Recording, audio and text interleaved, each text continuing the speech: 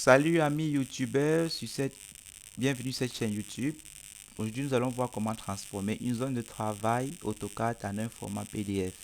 Donc si vous voulez transformer une zone de travail AutoCAD en un format PDF, faites d'abord tout pour que quand vous êtes en train de dessiner, si vous voulez avoir un meilleur rendu en PDF, faites d'abord tout quand vous dessinez à ce que l'échelle de travail, quel qu'en soit votre domaine d'activité, que ce soit du génie civil, génie électricité ou tout simplement vous êtes un acteur de la mode comme moi, faites en sorte que l'échelle avec laquelle vous travaillez soit une échelle compatible ou du moins qui va vous permettre de rentrer totalement votre dessin dans un espace de format bien précis. Par exemple, moi par exemple pour dessiner ce corsage, cette robe, ce patron de robe, cette transformation, j'ai dû d'abord faire un rectangle de base. Ce rectangle-ci a pour longueur et largeur, les longueurs et la longueur et la largeur du format A4. Donc, une fois que vous l'avez fait, vous pouvez maintenant passer à la prochaine étape, c'est de cliquer sur sortie parce qu'au départ, vous serez là sur début. Il faudra venir là sur sortie. Nous allons cliquer sur traceur. Voilà, vous voyez. Et là, mon espace de travail est noir, mais mes traits sont blancs. Mais quand je vais transformer en PDF, mon format sera blanc et mes traits noirs. Ça, c'est aussi la magie d'AutoCAD. Donc, ici, mise en page, au niveau du nom, vous pouvez définir un nom, mais c'est pas si important que ça. Imprimante, vous choisissez l'imprimante. Bon, moi, je prends Microsoft Print sous PDF parce que je veux que mes couleurs de sortie soient du noir et du blanc.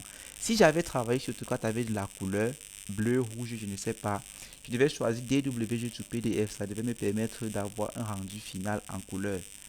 DWG sous PDF. Or, Microsoft Print sous PDF me donne un rendu final uniquement en noir sur blanc. Il me donne uniquement la possibilité de travailler, de sortir mon travail soit avec du A3, du A4 ou du A5. Or, DWG sous PDF, je peux aller jusqu'à plus, donc du A2, A1, A0. Donc, je prends Microsoft Print sous PDF puisqu'il s'agit de mon cas.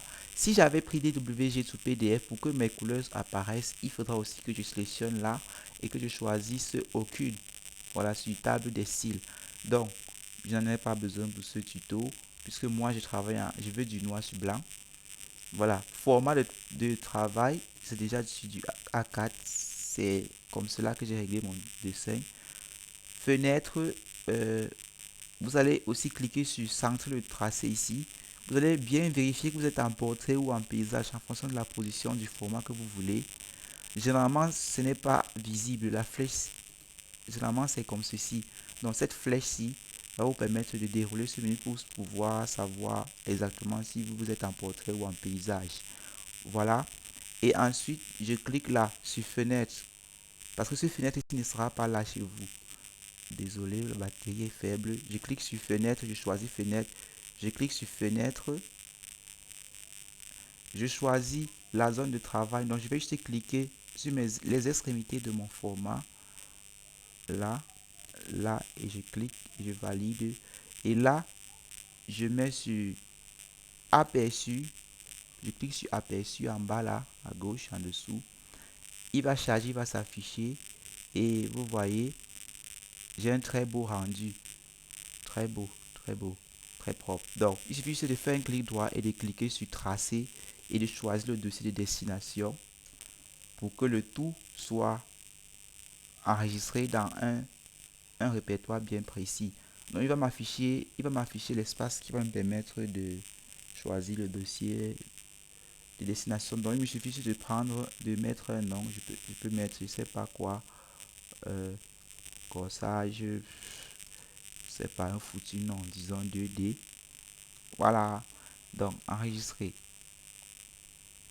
Ok, ça sera tout pour ce tuto. Si vous êtes intéressé par la 3D avec les logiciels de stylisme modélisme, si vous êtes intéressé tout simplement par le stylisme modélisme, n'hésitez pas à vous abonner à cette chaîne et à activer la cloche de notification pour ne rater aucune de mes futures vidéos.